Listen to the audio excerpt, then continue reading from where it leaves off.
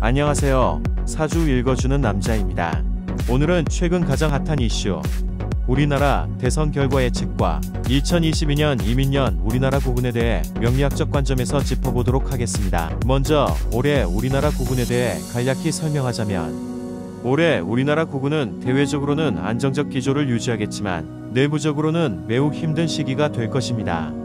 이민년은 검은 호랑이의 해라고 하는데, 검은 호랑이는 주로 밤에 활보하여 우리 눈에 보이지 않습니다. 이민년은 새로운 출발과 종식을 의미하는데, 역사적으로 이 시기에 왕의 죽음과 새로운 왕의 탄생이 잦았던 때입니다. 이제 곧 우리 대한민국의 20대 대통령이 누가 될지 3월 9일 그 결과가 밝혀지겠습니다. 며칠만 있으면 밝혀질 일을 굳이 이 시기에 왜 국민의힘 윤석열 후보와 국민의당 안철수 후보가 후보 단일화를 발표하였습니다. 평소 제게 이번 대선 결과에 대한 예측을 물어오셨던 분들이 큰 충격에 빠지신 듯하여 굳이 다시 한번 결과 예측에 대해 알려드리겠습니다. 먼저 안철수 윤석열의 후보 단일화는 신의 한 수라 하겠습니다.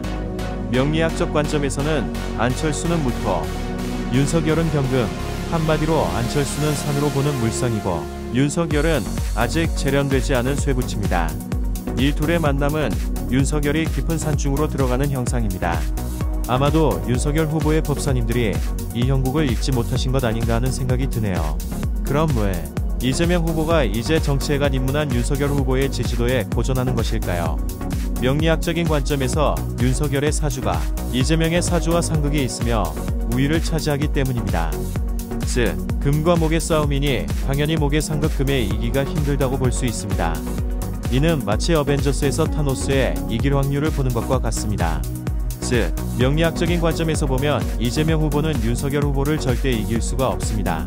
근데 어벤져스 영화에서 닥터 스트레인지가 인류가 타노스를 이기는 단 한 가지 경우를 보고 이를 실행하듯 하늘은 다 뜻이 있었나 봅니다. 윤석열의 금은 아직 다듬어지기 전의 금입니다.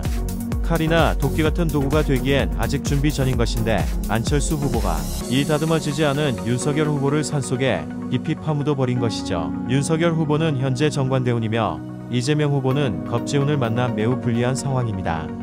하지만 이재명 후보는 지난번 경선에서도 매우 운빨이 좋으신 이낙연 후보님을 이겨내시고 민주당 대선 후보 자리를 차지했습니다. 이때 이낙연 후보님도 정관대운을 갖고 계셨지만 이재명 후보의 이운 때문에 경선에서 승리의 주인공이 이낙연 후보가 아닌 이재명 후보가 된 것입니다.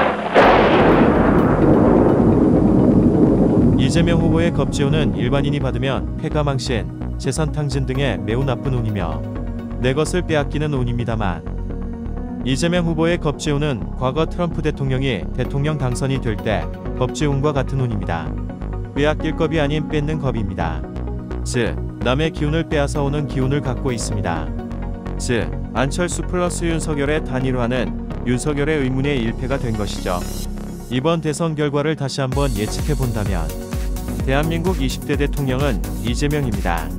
이제 불안해하지 마시고 투표소로 달려가시게. 여러분들이 계실 곳은 바로 투표소. 만일 저의 예측이 틀렸다면 우리나라는 엄청난 어려움에 직면할 것입니다. 왜냐하면 우리가 선택한 것이 역천이기 때문입니다. 끝까지 시청해주셔서 감사드립니다. 대선 이후 지방선거의 각 지역별 예측을 준비 중입니다. 자신의 지역의 당선 예측을 원하시면 이메일로 자신의 연락처 그리고 지역 후보 및 상대 후보 등의 정보를 보내주시기 바랍니다.